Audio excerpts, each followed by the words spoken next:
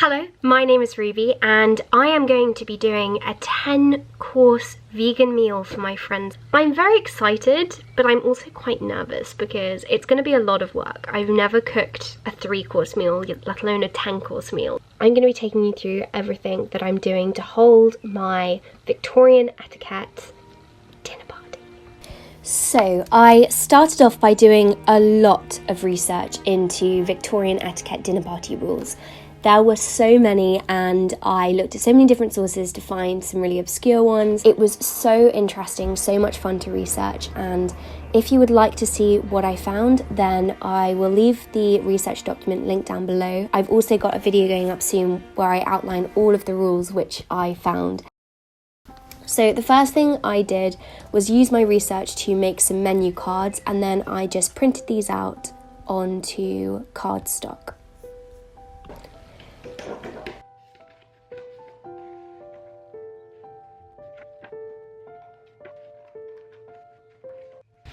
Okay, I've got all of my menus printed out here and now I need to write my name tags. Then the next thing I wanted to do was make some name tags. This was a really important part of Victorian dinner parties. The host would think really hard about where people would sit. You shouldn't sit with your partner, so if you're married, you shouldn't sit with your spouse.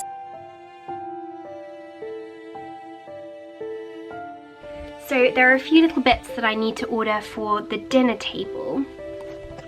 These are the things I've just added into my basket. I've got some soup spoons because you don't actually have any soup spoons. This candlestick holder, which is really cool. And then some taper candles, a pack of 50, mind you. I hate buying things. So after that, since I already had my menu, I had to go through and make a list of everything I would need, all the ingredients, and then I just referred to what we already had in the cupboard and made a shopping list.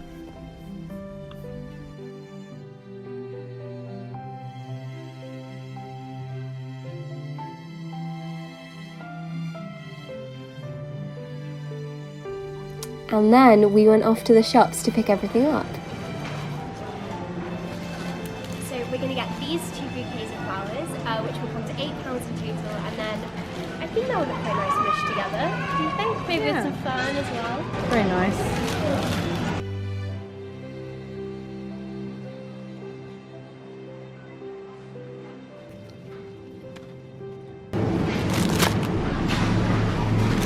We are here in Tesco's and I've now got all of the vegetables I need apart from the sun-dried tomatoes.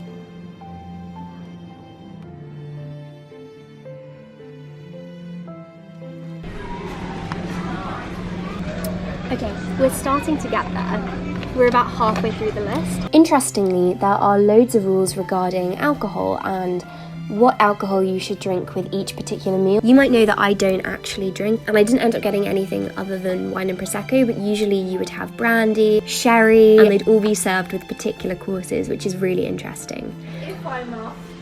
So I need this wine to cook with, but I only need a tablespoon of it. It'd be a waste, wouldn't it? So just chuck it away. Poor mum is gonna have to drink this tonight with dad. Oh no. So mum's getting the white wine because I need a tablespoon, but I'm gonna get the red wine to cook the poached pears in.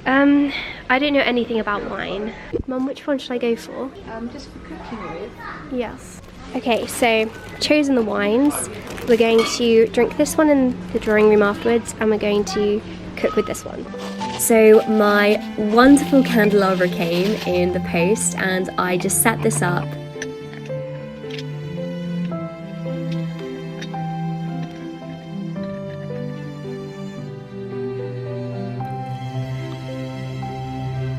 Perfect. Today is the day. So we did need to go out to get some last minute supplies. I'm gonna get one butter knife.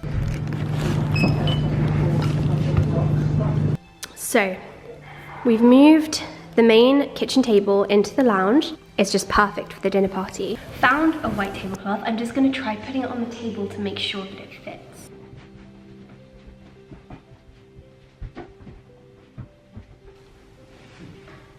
So the next thing I had to do was iron out this tablecloth, and this took such a long time. I didn't show all of the clips of me ironing this, but I ended up having to put it on the table, keep on coming back because it just was so creased, but I'm so glad that I did this because it really finishes the table off.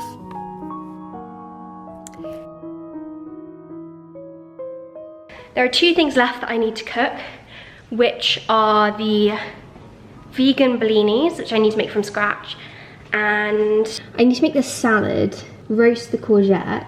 I also need to make an itinerary for my sister and her friend who are waitressing. So I'm gonna have to set the table in between cooking. Let's start with the homemade vegan Bellinis because I can get those cooking. So then of course the next thing, and the thing I was most excited about, was setting the table. So I decided not to get the red roses and to get the white flowers instead, and my grandma very kindly brought round some flowers to just pad this out a little bit, so I just cut these down and added them to the bouquet.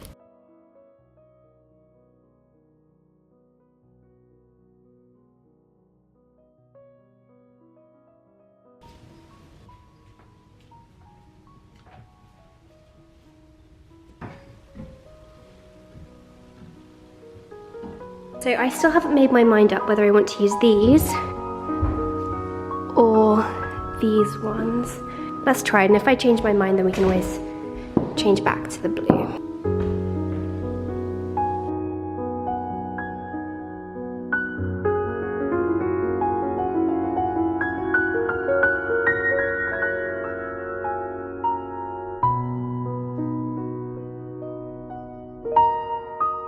Okay, now we're just gonna quickly grab, where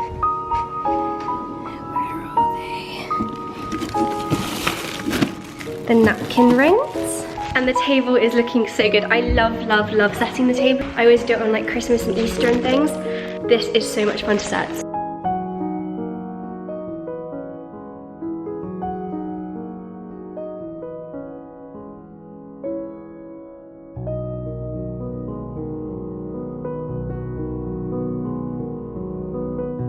And I can't do any gorgeous origami napkin sculptures, so I just decided to roll them.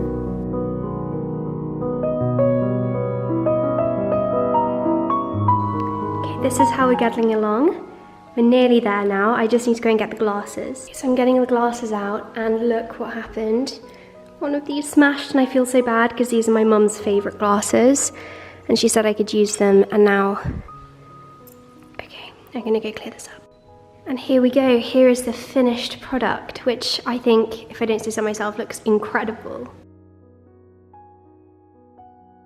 So this is what you see on your place at the table. So we have got our menu card, which is laid on the plates itself. So then we've got our 3 plates, and the remaining plates will be brought out with that particular meal. So the soup will be brought out in the soup bowl, which is why we don't have all of our plates right here. And then we've got our napkin on the top here, and then we've got the cutlery. And you should always eat from the outside in. So we're starting with the soup, which is why the soup spoon is here. So it's always important to have fresh flowers on a dinner table. So then over here we've got our side plate, which is for our bread, and we've got a name tag, and then we've also got our glasses. So traditionally you would also have a sherry glass here, but we didn't have sherry. So we've got a water glass on a coaster, then we've got a wine glass, and then the last one is a champagne glass. It's important to have lots of light at a dinner party. Especially in the Victorian period, they would have large candelabras at the table.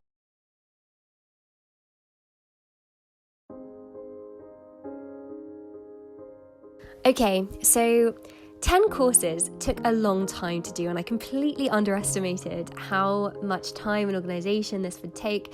In the end, I did get everything done, but it took a while. So for first course, for our starter, we had a pumpkin soup, which is my own recipe. I really love making pumpkin soup.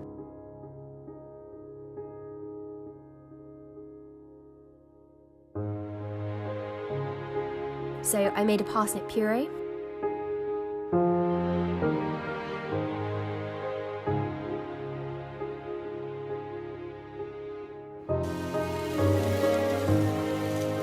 Okay, so just finished blending the parsnip puree. I've just sauteed up this beetroot, which I'm going to now blitzed up in the food processor. Okay, next is the asparagus. I'm making the salad at the moment. So here are the red onions. The bellinis are all here. I'm just going to cut these in half. Okay, so I've technically got like 45 minutes till everyone arrives, so I'm gonna get changed. So I'm wearing this dress of my mum's and it's so pretty. It's got these all these dandelions on it. So my plan now is to get ready completely, brief my sister and her friend when they come, and I also need to get the canopies ready for the drawing room.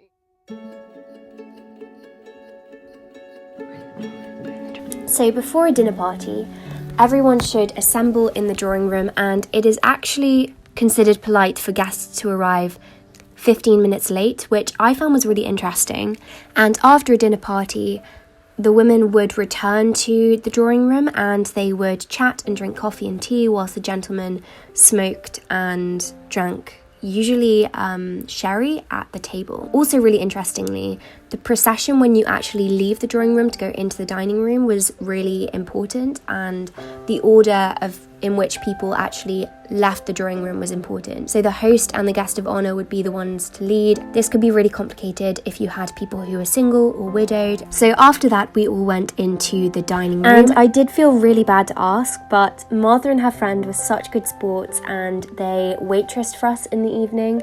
So they waitressed the first 5 courses. I'd pre-cooked everything, but serving was really, really important in the Victorian period at dinner parties. Guests would be served from their seats, and it was something that I really didn't want to miss out in this dinner party. Martha and Jaya was so lovely, and we tried to uphold formality, but by about the 2nd or 3rd course, it was really hard to. It's not typical for you to, for example, thank the people who are waiting on you and to really talk to them, but that felt just really awful. As we got to, the 2nd course, by that point we were just talking as normal, which I know wasn't really allowed, but it just felt too rude not to. Dear Lord, thank you very much for the food that you have put on this table and for the lovely people that you have graced us with this evening. So we started with a pumpkin soup. As I said, it was pretty much cold by the time that we actually ate it because we were chatting so much. And then waitressing was again very important, which is why I actually did ask Martha and Jay to do this. So meals are served to the right of you, so you would have the person on the host's right served first, and then you'd go round in a circle from there. We also decided to have the whole party lit only by candlelight, and it was actually really lovely.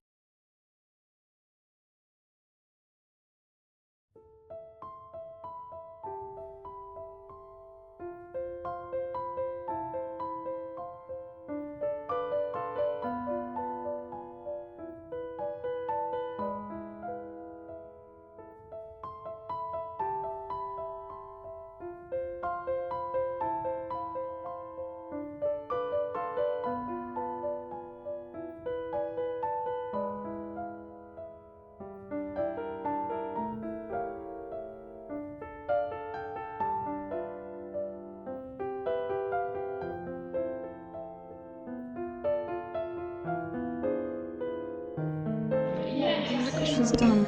She's made like a menu. Everyone's got name tags. No one's eating any food though.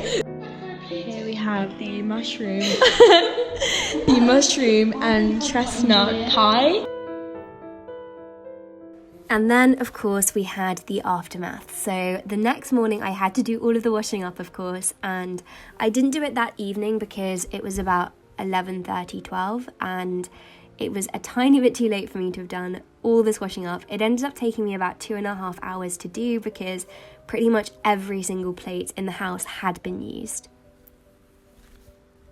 But all the washing up was definitely worth it because I had such an incredible time, and it was particularly interesting just to actually try and live that dinner party because it was such an important part of Victorian upper class life, and it's so fascinating when you think that these rules were followed on a daily basis. Lots of them are kind of common sense, but some of them are very particular, and it's just interesting. I found it really fascinating. Let me know if you found it fascinating, if there's anything that you learnt, and I hope that you have a productive week.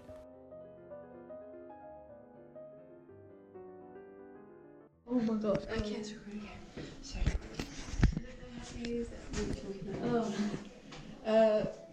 We're waitressing. Yeah.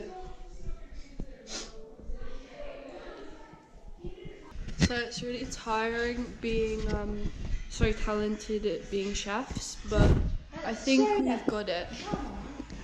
Hi MTV and welcome to my swamp. The quirky thing about this is it's not actually fish eggs, it's lentils.